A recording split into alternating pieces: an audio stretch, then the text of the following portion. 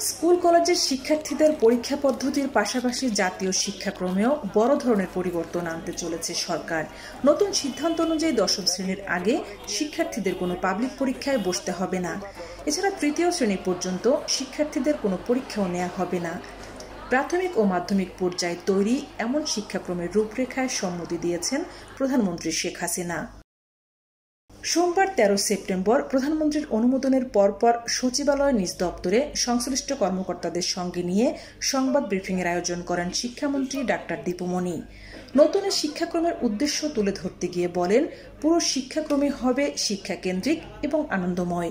শিক্ষামন্ত্রী বলেন, আমরা প্রাক প্রাথমিক থেকে দ্বাদশ শ্রেণী পর্যন্ত মুক্তিযুদ্ধের চেতনায় উদ্বুদ্ধ হয়ে পরিবর্তনশীল প্রেক্ষাপটে অভিযোজনের জন্য জ্ঞান, দক্ষতা, মূল্যবোধ ও দৃষ্টিভঙ্গির সমন্বয়ে অর্জিত সক্ষমতা দিয়ে একজন শিক্ষার্থীকে যোগ্য করে তুলতে চাই।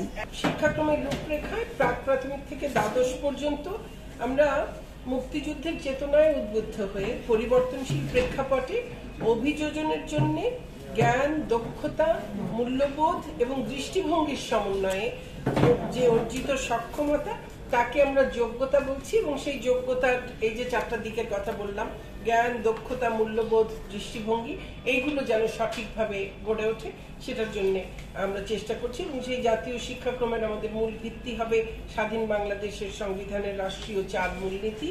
পরিকল্পনা ছিল নতুনের শিক্ষাক্রমের পাইলটিং হবে এবছরই। করোনা সংক্রমণ পরিস্থিতিতে সেটি সম্ভব না হওয়ায় পাইলটিং হবে আগামী বছর, অর্থাৎ 2022 সাল থেকে। 6 মাস পাইলটিং করে 2023 সাল থেকে পর্যায়ক্রমে শুরু হবে এই শিক্ষাক্রমের বাস্তবায়ন, যা চলবে 2025 সাল পর্যন্ত।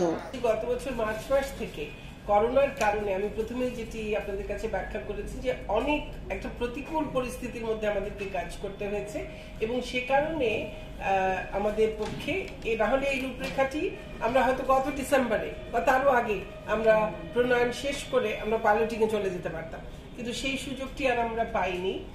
সে কারণে আমরা এখন 2022-এ আমরা পাইলটিং এ যাচ্ছি আর 2023 থেকে এটা ইমপ্লিমেন্টেশনে যাচ্ছে।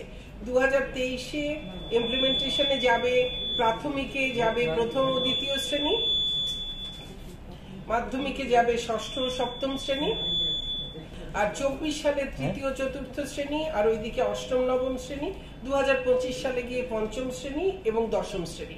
অর্থাৎ 2025 সালের মধ্যে পুরোটাই একদম পুরো শিক্ষাক্রমটাই সকল প্রাথমিক মাধ্যমিক সবারই ইমপ্লিমেন্টেশনে চলে যাবে।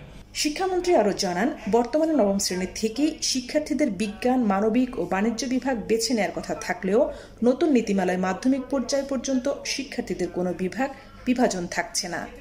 সিমলেস একটা ট্রানজিশন আমরা সেটা নিশ্চিত করতে চাই।